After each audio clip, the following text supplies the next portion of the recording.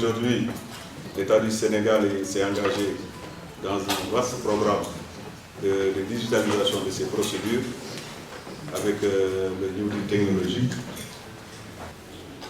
Donc nous avons, dans le cadre de la modernisation de l'administration, du développement de l'économie numérique, de la lutte contre la fraude et la corruption et de l'inclusion des exigences réglementaires, il y a également ce besoin de simplification et de transparence des procédures et la volonté d'améliorer l'accès des entreprises à la commande publique. Vous savez qu'aujourd'hui, un des points de la réforme, c'est vraiment la prise en compte de ces acteurs des PME.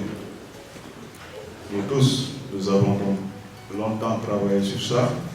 L'objectif aujourd'hui, c'est de dématérialiser toute la chaîne de passation et d'exécution de la commande publique, mais avec différentes phases. Et c'est également améliorer la transparence et la traçabilité pour dématérialiser. Un des objectifs, c'est vraiment la transparence et la traçabilité des opérations. Réduire les coûts et les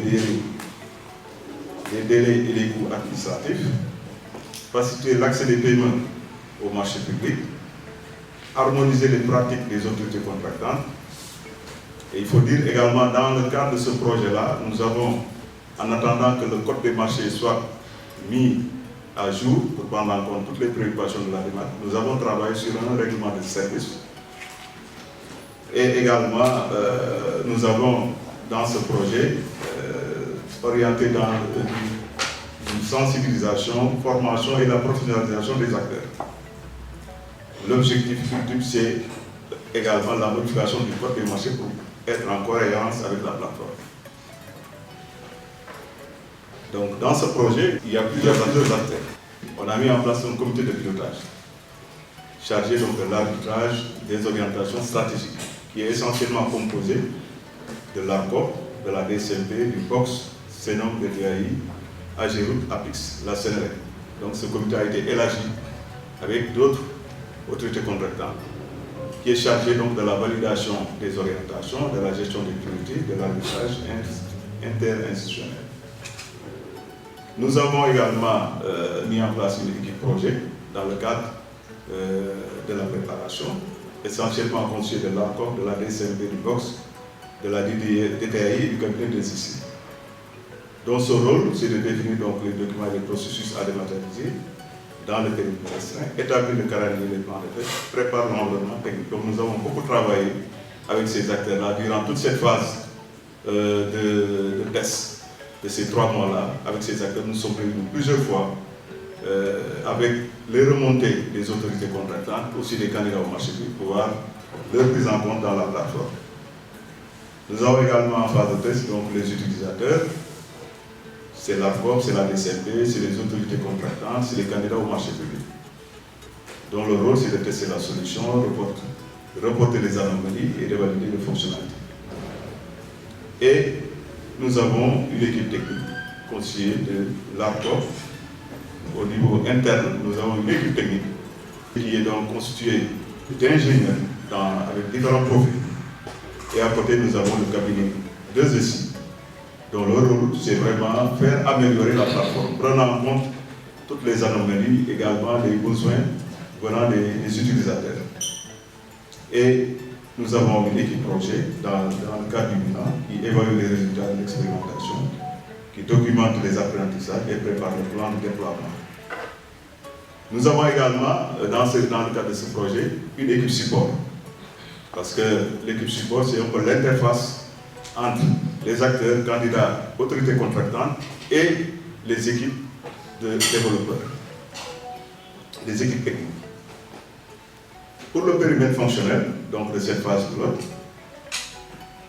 il s'étend donc de la planification des marchés à l'ouverture automatisée et sécurisée des prix des candidats au marché public, avec la gestion des plans de passation des marchés, la préparation des DAO, avec tout ce que ça implique, préparation des DAO, avec tout ce que ça implique, l'inscription des candidats, la gestion des questions-réponses, la solution électronique des offres des candidats, et l'ouverture automatisée et sécurisée des prix des candidats au marché.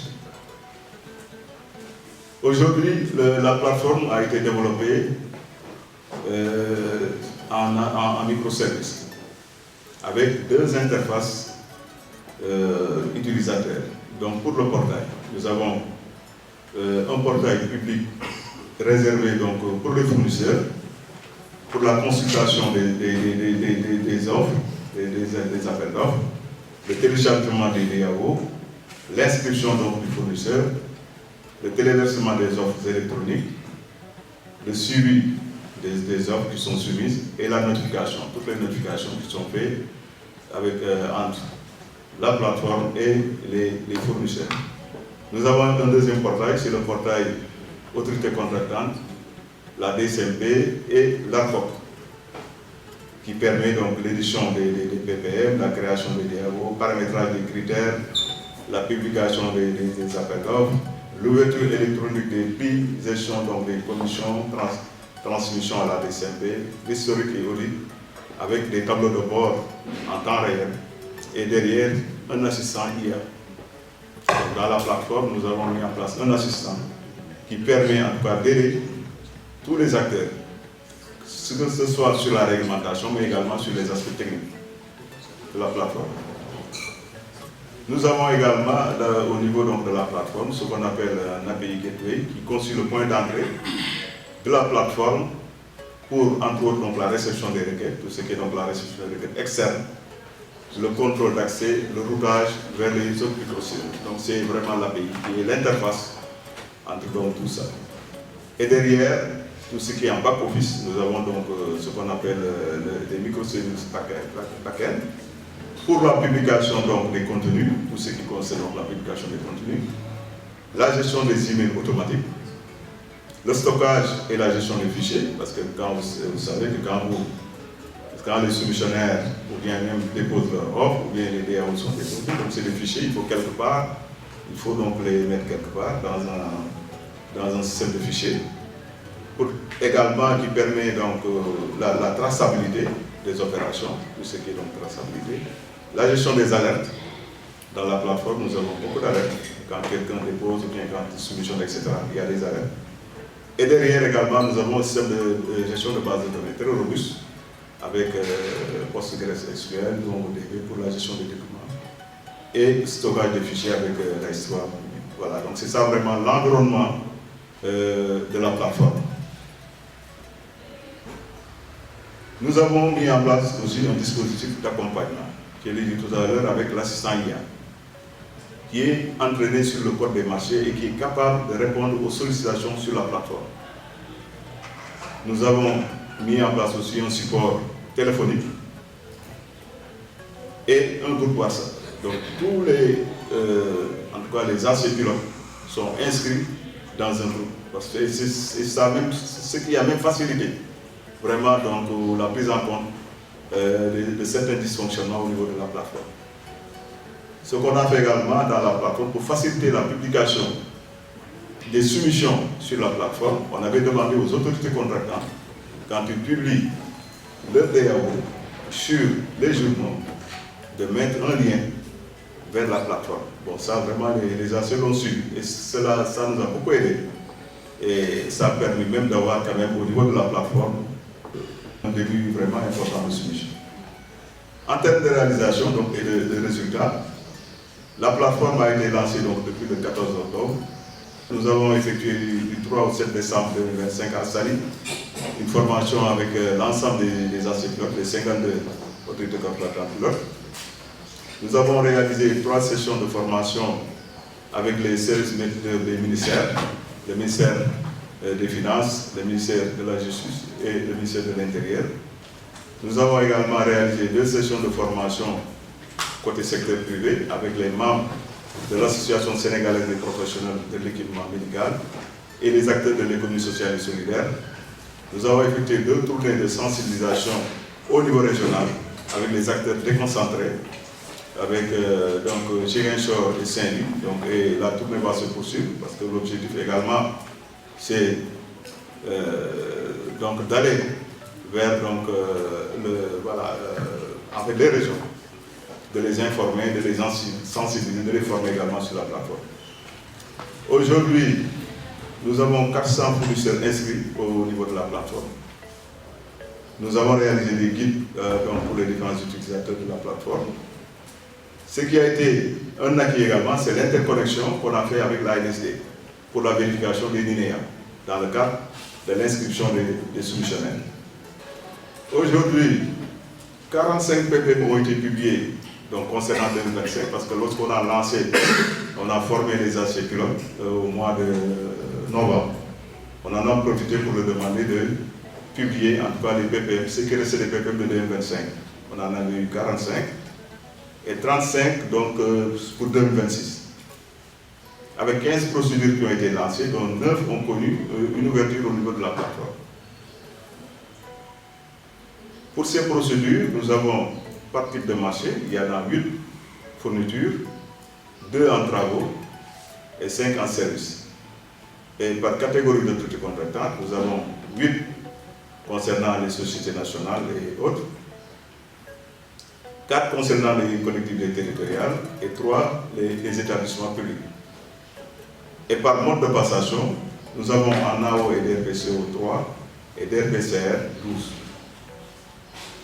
Par rapport également au secteur privé, il faut dire que lorsque nous avons analysé un peu donc les données de la plateforme, nous avons constaté que les entreprises individuelles et les artisans constituent donc le groupe le plus recensé, avec 116 acteurs qui sont inscrits au niveau de la plateforme, ce qui traduit une forte appropriation de la plateforme par les opérateurs économiques de proximité.